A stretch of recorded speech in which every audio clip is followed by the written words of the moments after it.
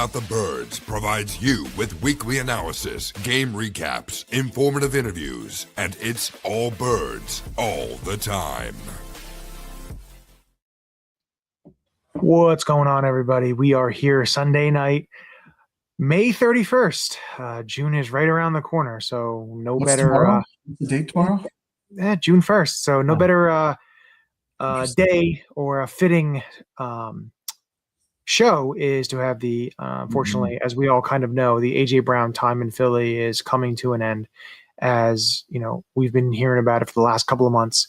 It's finally getting to that point. So we're here to talk about it. And one thing I want to say is we may get a little bit with the OTA stuff and stuff like that, and make depth charts. We'll see where we go. Maybe we'll throw an immaculate grid thing in there as well. So we'll see what we got. But first and foremost, we got to talk a little bit about the AJ Brown, the impact, what they may be getting, and how it all basically lines up. So that's essentially what we're going to do.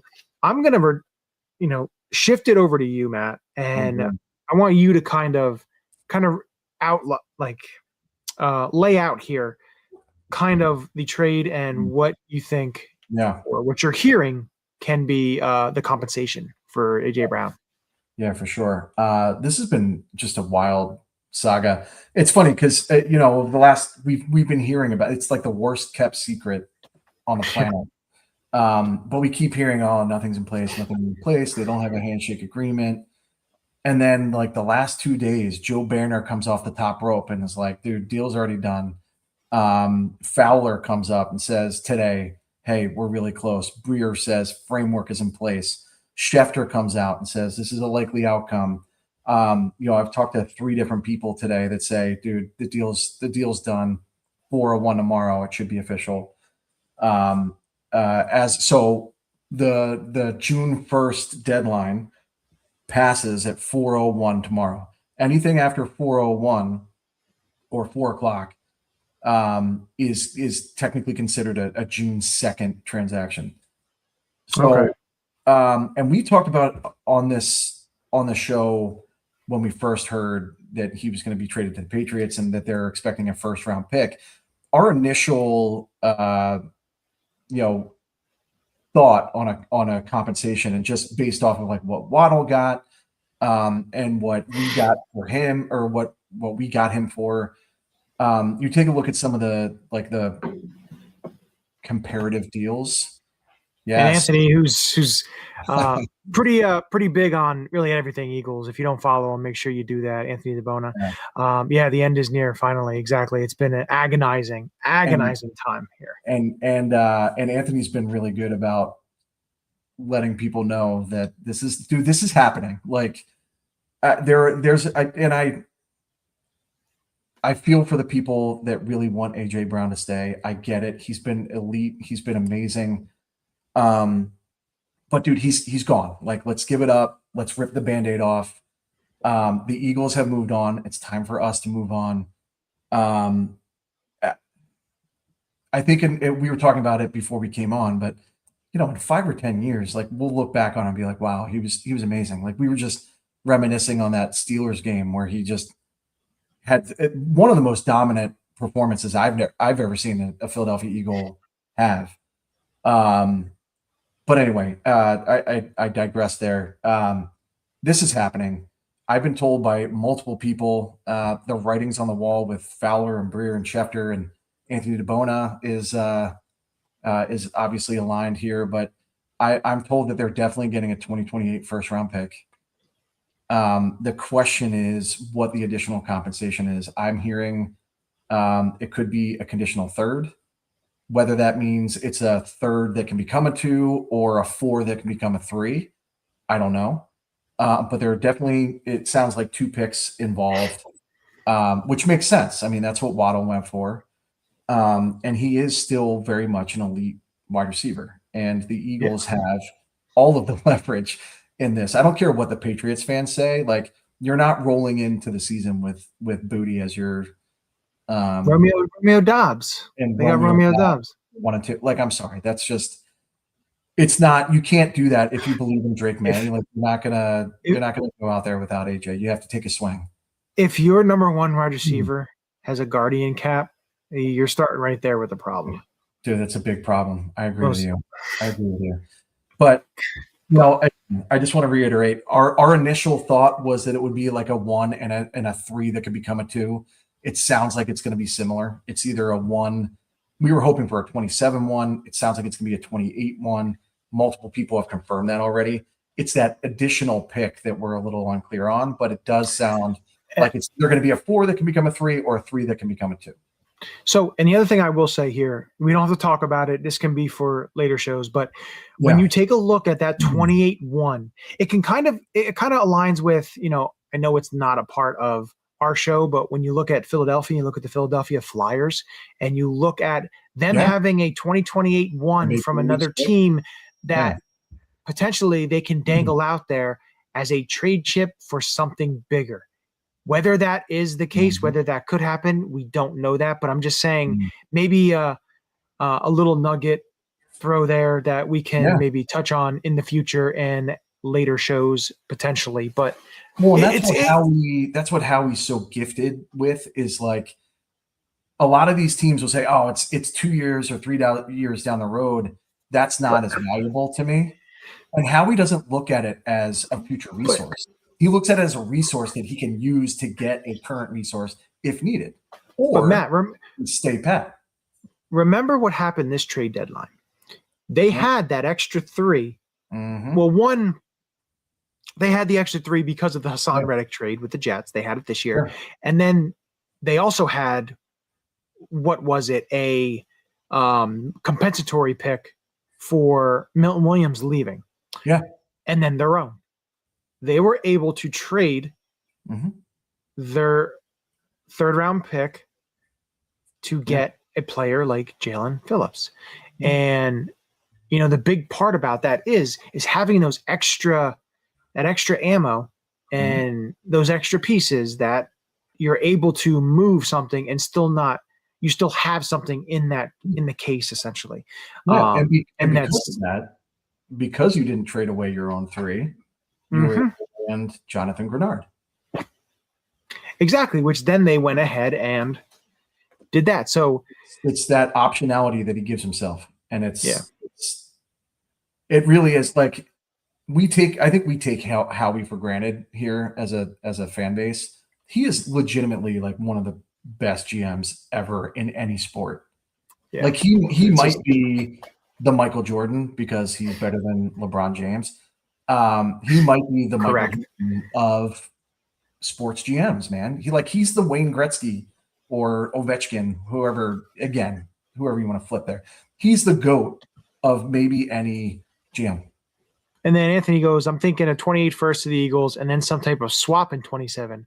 3 picks involved total. Then the Patriots can sell to their fans that they got AJ Brown in a pick after surrendering at 20, which I thought about the pick swap thing as well, because I know he had mentioned something about a pick swap, and right there I could see something along the lines of that. So that would be an interesting aspect of it as well. Like taking a look at it too is like what you're saying about the Howie Roseman and how he's getting for the future as well, and be able to stockpile. If you really take a look at what they did, they had 3 third-round picks.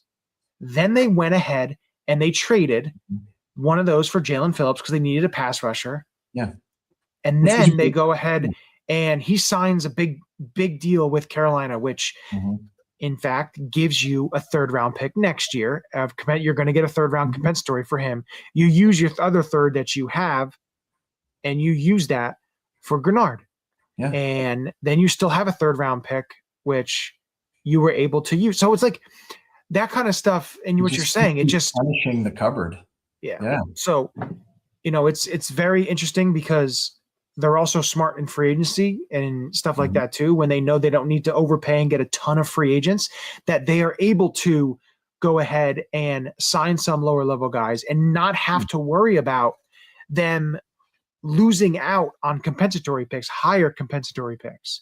So all that stuff comes into play because it's all about the roster building aspect. It's all about building your team from the ground up. And I said that I've said that so many times. Like when I started this show and this brand in 2020, and it was right after the 2020 draft when they drafted Jalen in the second round, and we're talking about it was a terrible draft except for Jalen. We were talking about the Eagles because they were such an old team and an injured old team, and what you saw in the a couple of years after a Super Bowl and what they were doing, and just the draft picks weren't hitting, and it's just they were giving contract extensions to players who got hurt, and then it was just like a bad deal. Yes, and my thing was you need to start building from the ground up.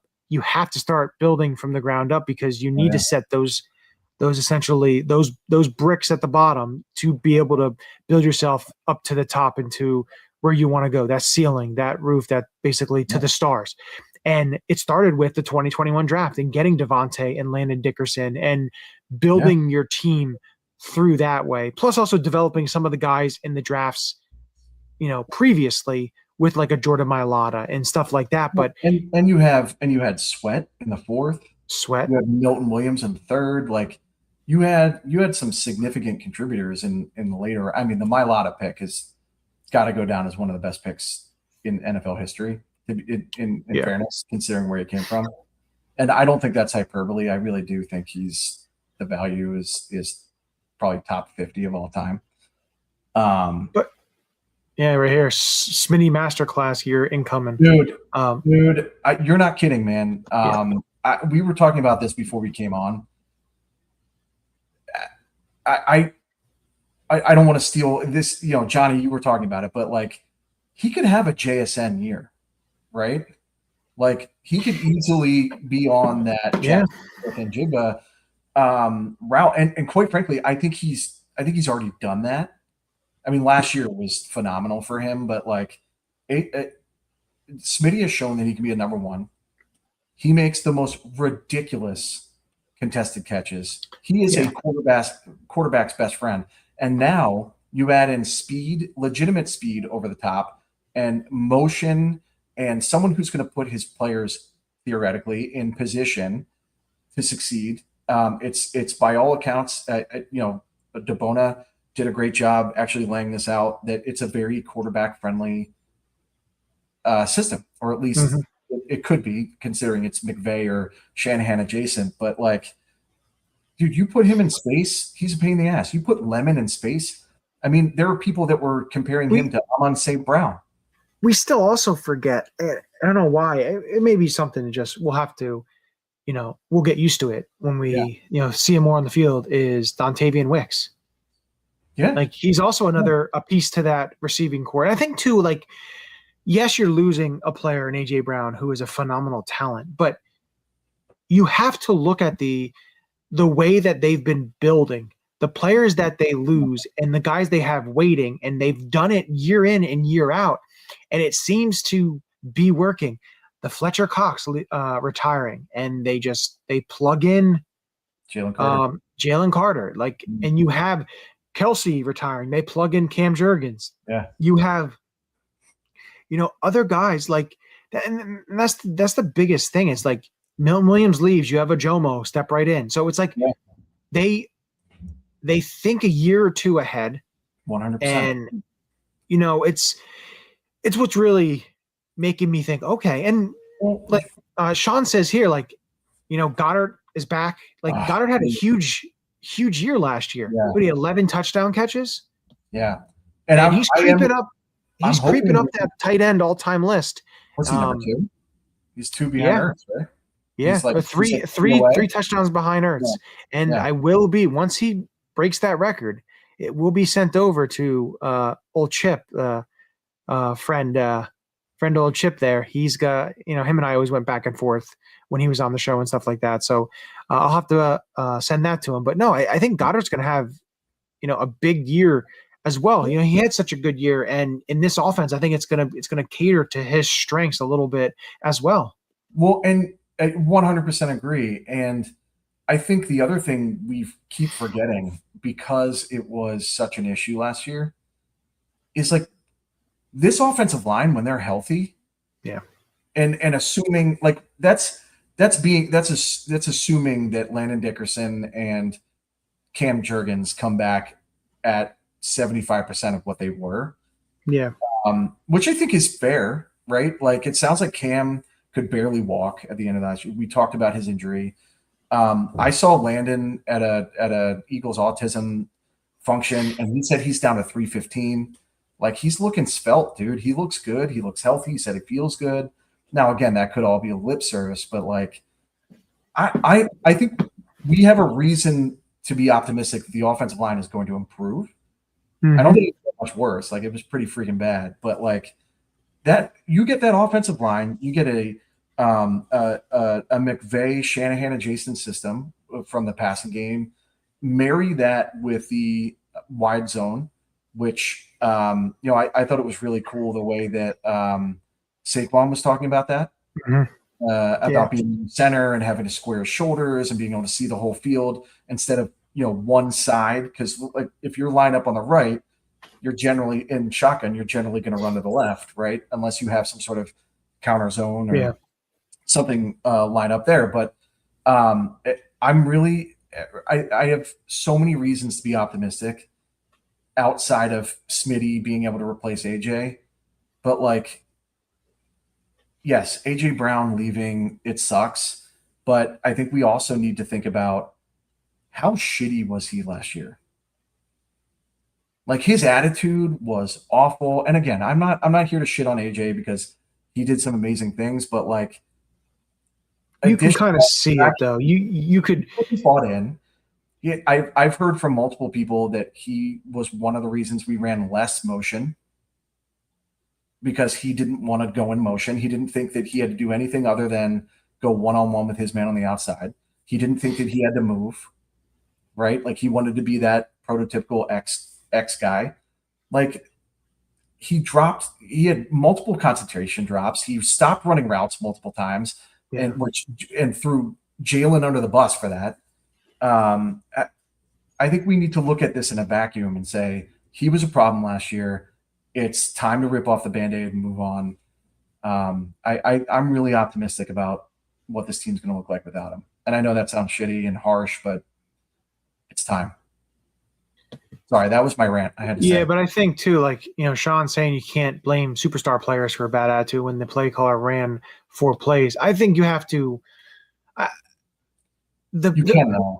You could blame the attitude. I get that, but the not running the routes, stopping, go, and then missing catches and dropping the ball, like, you can't blame the play caller for that. That's on the player, and it's just. Yes, was he frustrated and everything? Okay. Yeah. There was a lot of frustration. We get that. We know. But he has a huge game against the Rams. Yeah. And they make that huge comeback and stuff. And there's reports out there that he asked to be traded. So he's reading a book on the sideline. Like, I don't care what anybody says. There's no way the coaching staff was happy about that. There's no way that I think they did a ton of damage control because – when Jeffrey Lurie is in the practice field, on the practice field, and he's talking to the star receiver, probably saying to him, you don't want to be here. That's fine. Calm down, or else we have no reason to trade you because we're not going to be able to get anything for you. Yeah. So he's been super quiet. I know he deactivated his X account, I think a while ago. So I think he's just laying low until, that happens. But, it is what it is. It's run its course. It's frustrating, no doubt. It's frustrating. You think it's run its course. And, when they signed him and Smitty to huge deals, it was, you have to look at the fact of how long is it going to last because it's a lot of money for 2 receivers. And, you come to the fact that now they have to get younger on offense, which we heard they were going to do, and they went ahead and they drafted a tight end early in the draft. They drafted a receiver first round in the draft. So they are going young in those positions and stuff like that. Right tackle in the future. Yeah. Right tackle. Yeah. So they are doing what they said that they're going to do. And the AJ Brown's trade does suck, but I'm very intrigued to see what happens with the receiving core that they have with Smitty and Lemon and Wicks and Hollywood Brown, and then Stowers, Goddard, and then Barkley out of the backfield and Bigsby. So I'm very intrigued, very interested. So we'll see where everything plays. But it's tough, but it's going to make for that joint practice and the preseason game up there pretty interesting. Now, again, depending, Eagles usually don't play starters. Who knows what New England's going to do? But it's the joint practice, which is going to be Q's going to lock his ass down. Yeah. Dude, and another thing that we don't talk about enough is that knee is a ticking time bomb. How many times did he actually practice last year? Probably that was 10 days. Well, it came out after the Super Bowl that he was getting his knee drained a lot, which is very concerning. To me, people a 1 for this is pretty remarkable, to be honest. People want to say, oh, well, he didn't lose a step. And he said, I didn't lose a step. Is that you could tell on the field when you look at the numbers and the separation and everything. Yeah. Yes, he may have lost a little bit. And that's why if you this going in motion and stuff like that, you can scheme him, open more. On man coverage, he's still strong enough to be able to do what he does. Sure. But when you look in zone stuff, you're right. At this point, you don't want what happened with Alshon, and you have a huge, massive contract, and then something happens, and it becomes where it's an injury-riddled next couple seasons, and you can't get anything for him. So it's a tough aspect where they're at. What? It kind of reminds me of, and this is a weird transition here, but the situation kind of reminds me of Michael Thomas.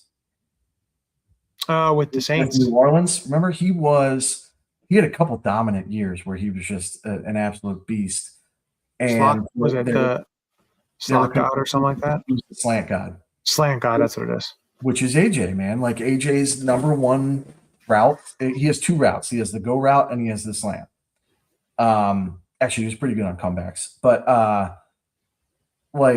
it's a very similar trajectory where he tore it up for a couple years with the Saints, and then he had knee injuries that they were concerned they were going to be long-term degenerative knee injuries. Turned out to be true, and he just became a shell of himself towards the end of his career. And I'm not saying that AJ is a shell of himself, but I still could see AJ getting AJ 85 catches, 12 to 1,300 yards this year. If he stays healthy, I think he still could have a pretty solid season. He's going to be the guy in New England. And that's awesome. That's what he wants, and we wish him the best. Now, one thing I'm going to transition off of AJ here because, quite frankly, I'm sick of it. That we got to keep in mind that this also brings in. We talked about stockpiling picks, but we got to talk about the fact that this is also going to clear cap.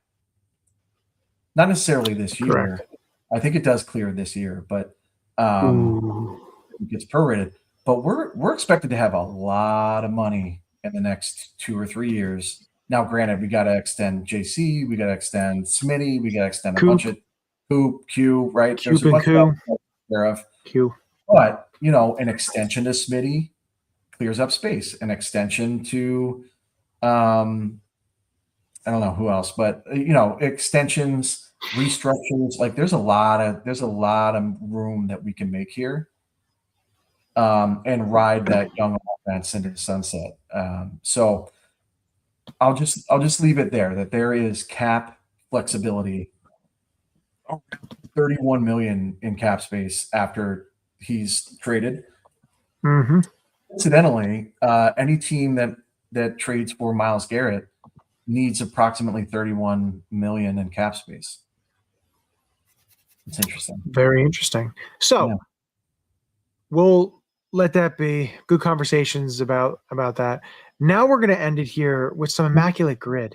Can we, before we do that, do we want to talk about BG or do we want to wait?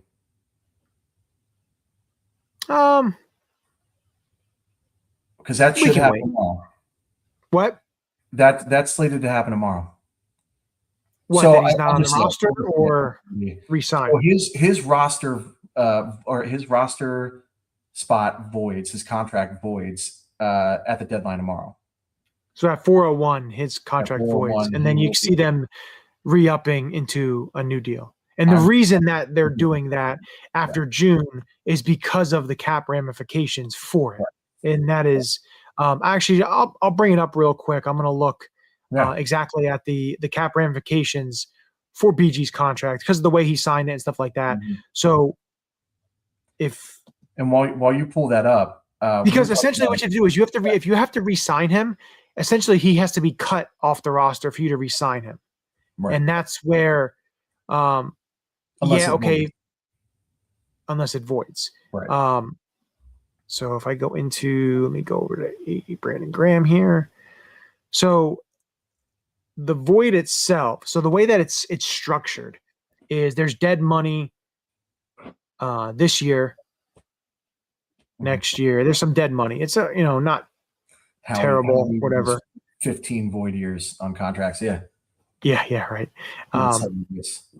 So if it voids, essentially, I believe the dead money is $335K because it's the prorated signing bonus. Yeah, which is chump change. Yeah. And then the cap number, you save 1.3 mil, I believe. Mm-hmm. But then again, you'll sign him to a deal, probably 2 million, 3 million at most. Yeah. I mean, what was he, 1.4? Yeah, but probably be the same thing. Probably minimum, whatever it is there. But for like 10 snaps a game, I'm in. Yeah. So you could see him being Rams. I'm in. Yeah. Oh my God. Yeah.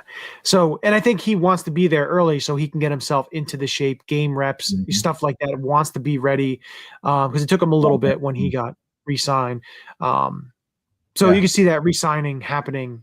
I think he plays a little 4-eye. I'm fine with that. I think it fits him perfect, especially at his age and stuff. He did a phenomenal job when Carter was out. Mm-hmm. He was awesome in the 4-eye. I mean, he played it a little bit, under Chip. He played it a little bit last year. I'm more than happy to do that. I love it. I think him do that. Yeah. But yeah, all right. Expect BG to be back. Is basically what we're saying. There we go. All righty. Let's bring up some Immaculate Grid right now. Oh, we got Eagles. I'm in. That's why I want to do it. Okay. Not Michael Vick. I'm gonna save the Eagles portion. We'll do it then.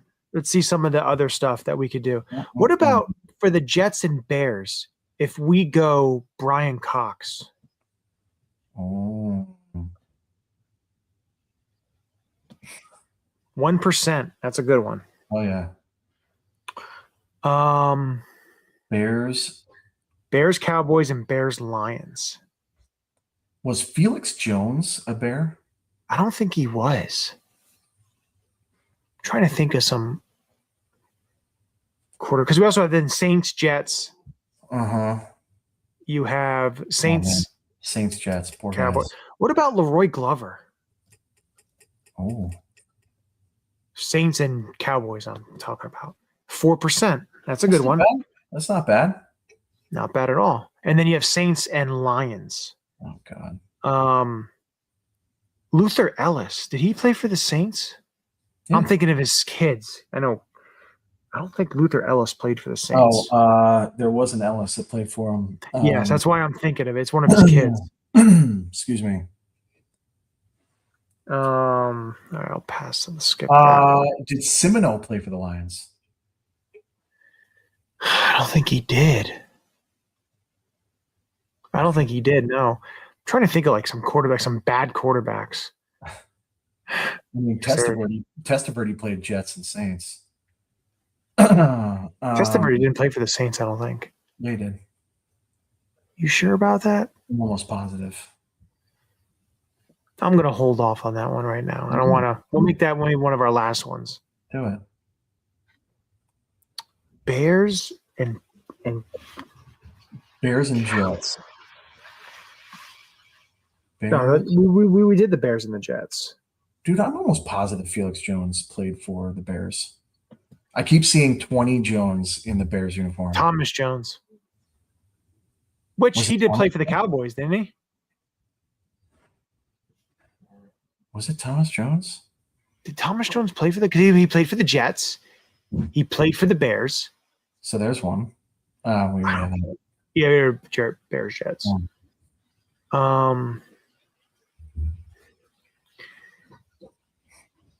Jets and Saints. Jets and Saints. I'm thinking a tight end. What about Ray Mickens? Holy shit. Yeah. What? I said, holy shit. I haven't heard that name in. I try and think of like 90s players. I'm like closing my eyes and thinking to myself, opening up packs of cards and what the players were Yeah. that I'm opening and thinking some older. I mean, you could say Vilma, but that's probably gonna be a lot of obvious. Yeah. I don't think Ray Mickens played for the Saints. That's the only reason I don't want to say that. What about a kicker? Did Marty Booker play for the Lions? I don't think so. Try and think of some older. I don't know, Thomas Jones. I think he did play. I'm picturing 20 Jones on a Bears uniform, and I know that Felix Jones, yeah, but I don't think he played for the Bears. Trying to think of some older Cowboys, those shitty Cowboys teams in the early 2000s. Marion Barber. Where did he go after the Eagles or after the Cowboys? I don't know. How about Ditka? Ooh, that's right. Wait, did he play for the Bears? He played for the Eagles and the Cowboys. And he played for the Cowboys. Yep, 13%. All right. It's higher than I thought. Yeah, same here. That works. Dappers. All right. Man, you know what's weird? I've been waiting for a Patriots, Lions, and Browns because I have a buddy that I played with that played for all three of them.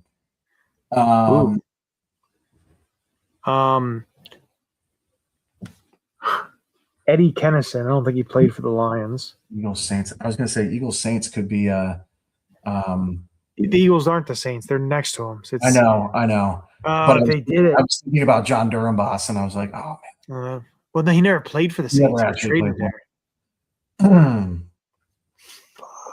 Oh, the Bears and Lions. That's hard because like you think about recent players, you're like, everyone's going to go with the recent stuff because that's just what's fresh in their mind. Right. And, oh, man. Jets and Saints. Jets and Saints. Yeah, Vilma would be the one to go. Yeah. That's too obvious, though. It's very obvious. I feel like there's a what about Chris Clemens? Did he play for the Jets? No. He did not. Did Hugh? Hugh, no. Hugh only played for the Jags after the Eagles. Well, I mean, he came from the Jets. Yeah. What about Johnny Morton? Did he play for the Saints? Yes. Kicker? No, the receiver.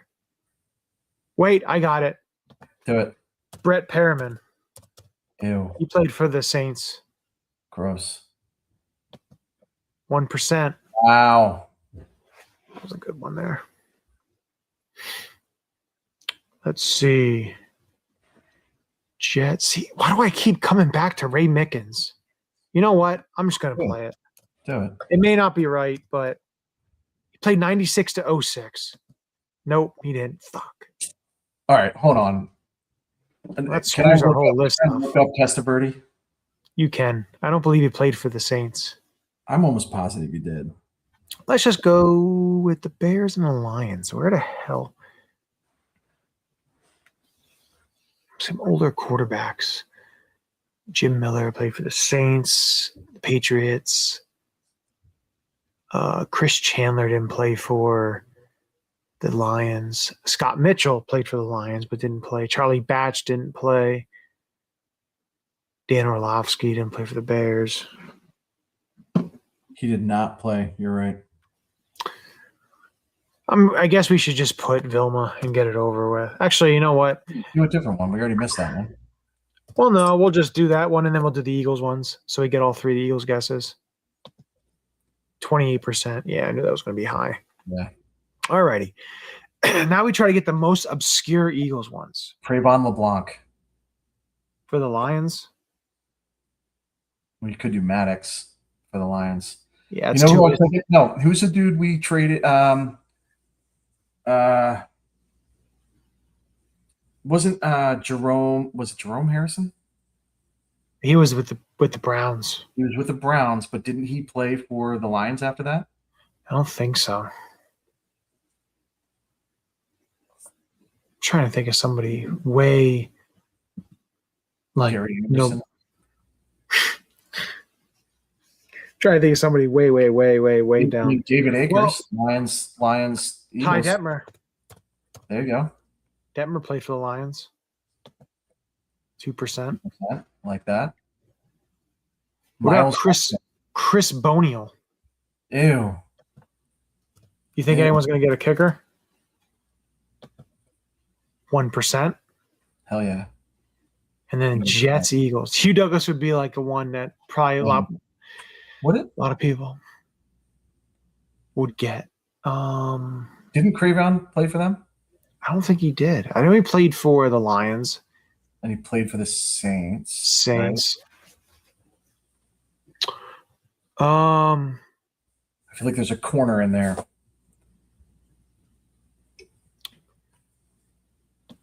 Trying to think of. Frank Gore. Frank Gore never played for the Eagles. I know. That was the joke. Older quarterbacks. See, I'm trying to think like 90s because don't think many people go that route. Right. Wasn't there an old Eagles receiver that played for the Jets too? Like thinking Kevin Curtis? No, he never played for the Jets. I'm thinking about in the 90s because Fryer played for the Dolphins and Patriots. Yep. Dietrich Gels played for the Patriots. Torrance Small played for the Colts and Saints. Charles Johnson played for the Patriots and the Steelers. Of course, Pinkston didn't play for anywhere after the Eagles. Same with Freddie Mitchell. Antonio Freeman played with the Packers. Where did L.J. Smith go after us? Ravens, I thought. Ravens? Yeah. Oh, how about an offensive lineman? Offensive lineman could be one when you look at the Jets. I'm trying to think of older offensive linemen when you're thinking, like in the 90s, Guy McIntyre, Nick Cole. Everything keeps pointing back to Hugh Douglas, and I don't want to go that route. Don't do it. Don't give in. Where did Boynton go? Boynton went to the Steelers after the Eagles, I thought. Then he didn't play anymore. His leg jacked him up. Yeah. Yeah. And, of course, you said Vic. Vic, I don't want to go that route either. Vic will be an easy one. Chris Polk. Did he play for the Jets? Oh, I don't know. Stanley Havili, did he play for the Jets? I don't think he played. He played for the Vikings after us, I think. This one's tough. Reno Mahe? I don't think he played for anybody else. He did. But I don't know if I don't think he played for the Jets. Matt McCoy? No. Thinking old Jets players. Nnamdi Asomugha. We may have to go with the route of Hugh Douglas. Okay. Wait, Lito Shepherd, didn't he play for the Jets? Uh, I think he did. do it.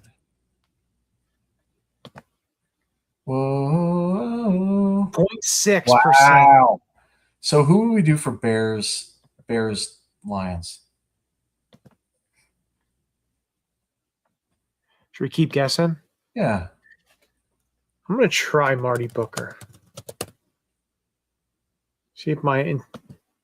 No, I was wrong there. Dwayne Bates. No. I'm trying to think.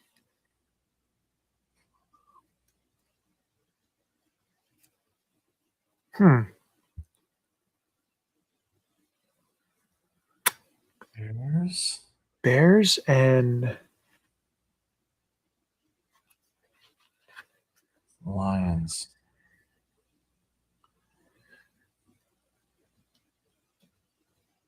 I feel like there's a tight end. There's a tight end in there. I don't think Luther Ellis played for them, but I'm just going to try it anyway. So no. Bears and Lions. I guess I could probably just go with a guy who has played recently. What about Ernie Sims? I don't think he played for the Bears. No.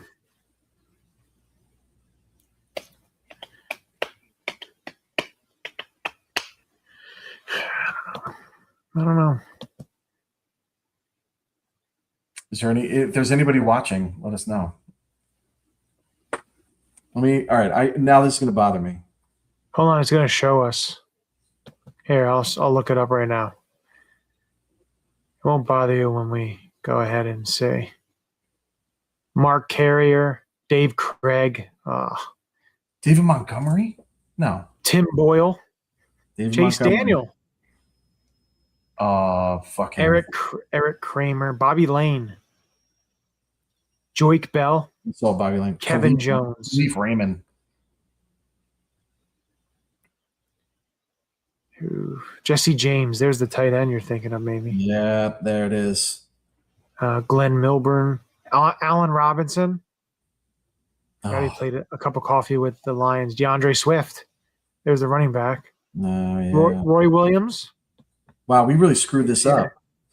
Joik Bell. That's who I was thinking. Take a look. I want to take a look at the Jets Joik Bell. Eagles. Ken O'Brien. That's the quarterback I was thinking of. Hugh Douglas. Keith Byers. Oh, that would have been good. Jeff Blake. That would have been one that was because he only played a couple games with the Eagles and the Jets.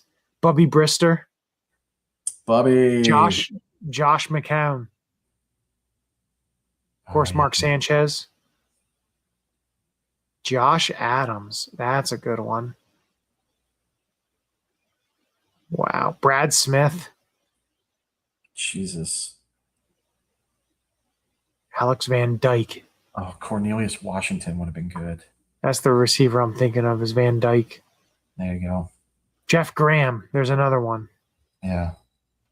Rob Carpenter. Not bad, boys. No, not bad at all. That's fun. Of course, we'll do more of those. I feel bad people have to sit there and watch us do it, but yeah, it's fun. That's okay. But with that, as we always do, always end it. Make sure that you're subscribing. Of course, we always say that. Make sure you're subscribing to all the channels, all the social medias, because we're going to be getting some news. So make sure you're following along. Make sure you've got everything there. Make sure you're subscribing. But with that, we'll always end it with a very happy and joyful Go Birds. Go Birds. Hey guys, it's Davo. Some people call me Davo Philly. I'm here with Big Dom, and check out All About the Birds. Go Birds. Yo, what's going on, guys? Itchy, and make sure you're following All About the Birds. I absolutely love their content. Just wanted to give the guys over at All About the Birds a huge shout out. Hey, for all the Eagle content you need, go follow All About the Birds. They do a damn thing. Check them out. Hey Eagles fans, I may be in Tampa, but I know where to find the best Eagles content out there. Check out my friends at All About the Birds. Philadelphia, what's up? This your boy Freddie Mitchell, a.k.a. Fred X. It's all about the birds. All birds, all the time. All birds, all the